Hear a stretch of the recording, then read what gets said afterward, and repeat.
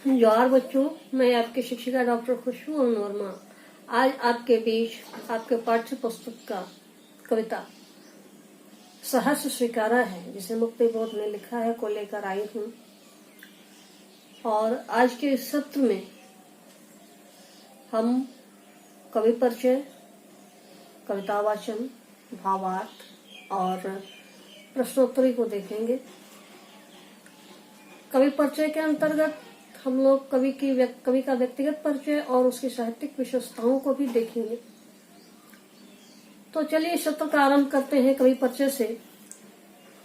मुक्ति बोध का जन्म सन 1917 में 13 नवंबर को मध्य प्रदेश के ग्वालियर शहर में हुआ था और इनकी मृत्यु नई दिल्ली में सन 1964 में 11 सितंबर को हुई थी। कुल मिलाकर इनका समय जो है वो स्वाधीनता से पहले और स्वाधीनता के बाद का है। स्वाधीनता के 1-1.5 दशक तक का है। तो लगभग 2 दशक हम मान सकते हैं, कोई दिक्कत नहीं है। लेकिन हाँ, शुरू में इन्होंने टीचर का काम किया, मास्टरी की, फिर पत्रकार तक का सफर तय किया। इसके बाद इन्होंने पाठ्य पुस्तकें भी लिखी। आगे देखें तो छायावाद और स्वच्छंदता के बाद जब नई कविता आई तो मुक्ति बोध उसके अगुआ कवि ठहरते हैं और साथ ही साथ समर्थ पत्रकार भी। इनकी भाषा काफी जटिल है, सहज भाषा नहीं है और ये रचनाएं ऐसी लिखते हैं कि पाठक उसे अपने हिसाब से, अपने विचारों के अनुरूप ही नापतोल बिठा लेता है, विचारों का नापतोल बिठा लेता है। दूसरी बात देखें तो आप यह समझ लें कि उनकी जितनी भी रचनाएं हैं वो अद्भुत संकेतों से भरी हैं, जिज्ञासा उभरती है, अस्थिर संकेत हैं, कभी दूर से शोर मचाती, कभी कानों में चुपचाप राज की बातें कहती चलती हैं और ये अपनी रचनाओं से हमें बार बार चकित करते हैं। इन्हें इस बात का एहसास है, ये क्रांति की मशाल लेकर तो चले हैं, लेकिन इन्हें इस बात का एहसास है कि हो सकता है कि इसमें हमारी हार होगी। वो इस बात का दावा करते हुए कहीं नहीं चलते कि उन्होंने क्रांति की शुरुआत की है या किसी वैचारिक संघर्ष को अंजाम दिया है या वैचारिक संघर्ष का उन्होंने प्रवर्तन किया है, तो उसमें उन्हें जीत ही मिलेगी, है ना। वो इस बात को पूरी तरह यथार्थ को एक्सेप्ट करते हैं कि हमारी हार भी हो सकते हैं कि जिस विचारधारा को लेकर हम चल रहे हैं उसे कोई न माने, कोई न समझे, लेकिन बावजूद इसके वह कहते हैं हमारी हार का बदला चुकाने आएगा, हमारी हार का बदला चुकाने आएगा संकल्प धर्मा चेतना का रक्त प्लावित सर। संकल्प धर्मा चेतना का रक्त प्लावित सर, हमारे ही हृदय का गुप्त स्वर्णाक्षर, हमारे ही हृदय का गुप्त स्वर्णाक्षर प्रकट होकर विकट हो जाएगा। ये चीज जो उनके मन की है कि भले ही उन्हें सफलता न मिले, लेकिन एक वक्त आएगा जब इस हमारी हार का बदला चुकाने लोग आएंगे और हमने जो संकल्प किया है, हमारे हृदय का जो गुप्त स्वर्णाक्षर है, जो हमारे मन के विचार हैं, वो प्रकट होंगे और प्रकट होकर एक दिन विकट हो जाएंगे, लोगों के लिए परेशानी का कारण बनेंगे।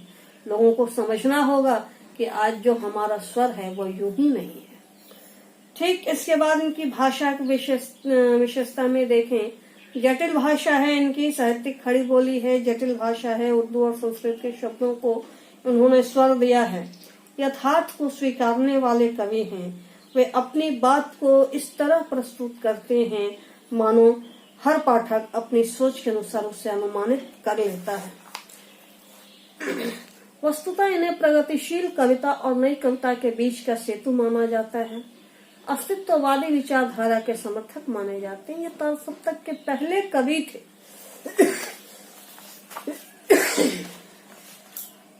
मनुष्य की अस्मिता, जैसा कि हमने बताया आगे, कि ये अस्तित्ववादी के समर्थक थे, तो मनुष्य के अस्मिता, आत्मसंघर्ष और प्रखर राजनीतिक चेतना से समृद्ध कविता पहले इनकी तार सप्तक के माध्यम से आई।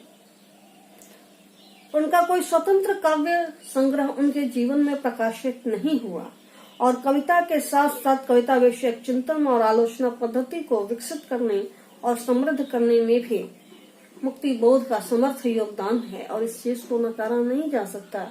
बच्चों, जैसा कि उनके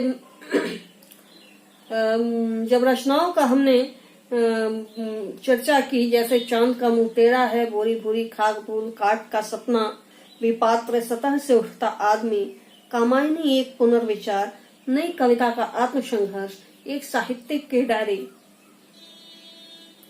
इनकी रचनाओं को देखते हैं तो स्पष्ट होता है कि इनमें कविता विषयक चिंतन जो है पूरी तरह झलकती है और बड़े ही विवेकवान स्तर से इन्होंने आलोचना पद्धति को विकसित किया है और इसका बहुत ही सम्यक उदाहरण है कामायनी एक विचार, पुनर्विचार, नई कविता का आत्मसंघर्ष। यह थी हमारे सत्र का पहला बिंदु।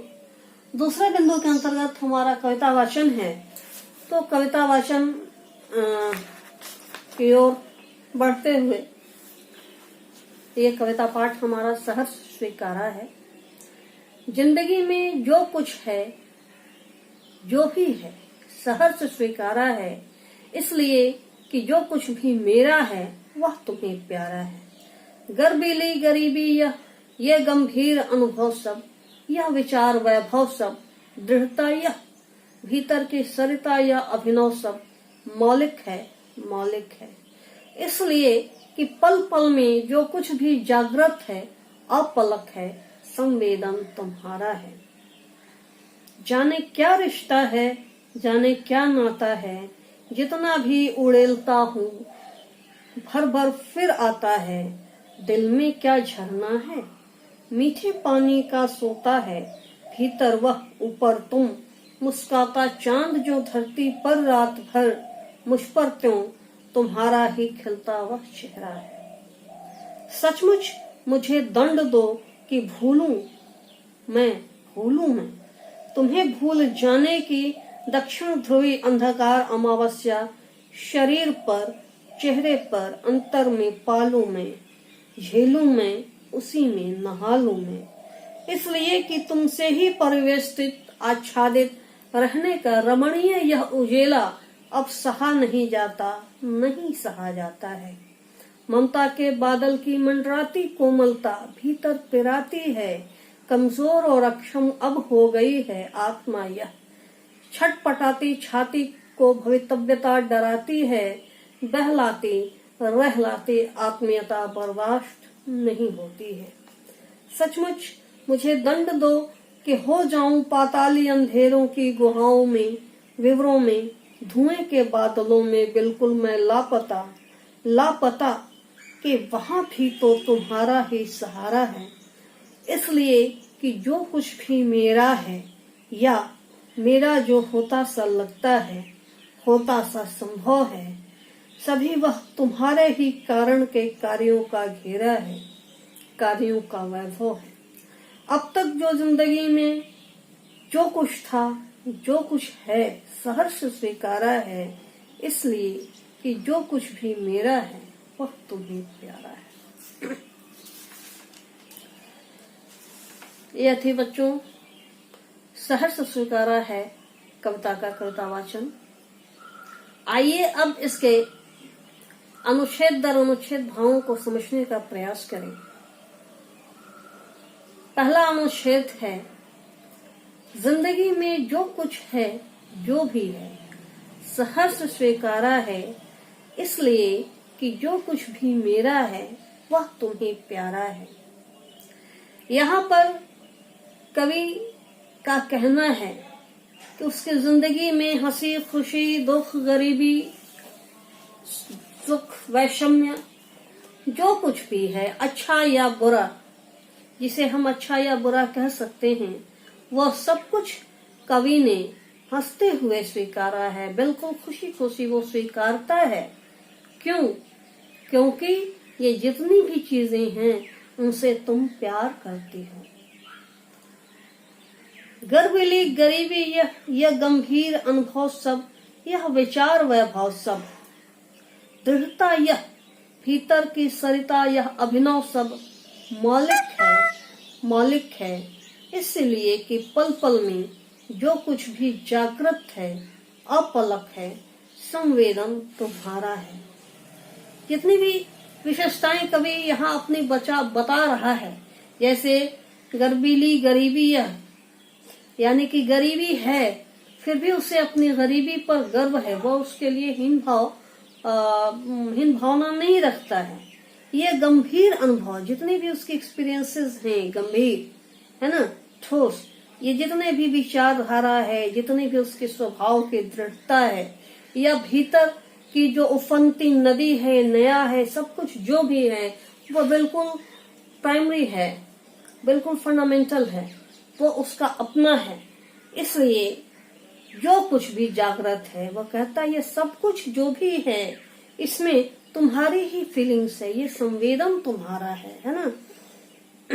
ये सारा श्रेय जितने भी चीजें कवि बताता है, गिनाता है, सब कुछ विचार वैभव हो, गंभीर अनुभव हो, दृढ़ता हो, भीतर से अनुभवों का, एहसासों का उठता सोता हो, कुछ भी, वह सब कुछ अपने प्रिय को श्रेय देता है कि यह सब कुछ तुम्हारा ही है, क्योंकि तुम्हारी मौन, तुम चुप होकर भी जागृत संवेदना जो तुम्हारी है, जगी हुई संवेदना जो है, जो तुम्हारे अंदर सब कुछ है, तुम मौन रहकर भी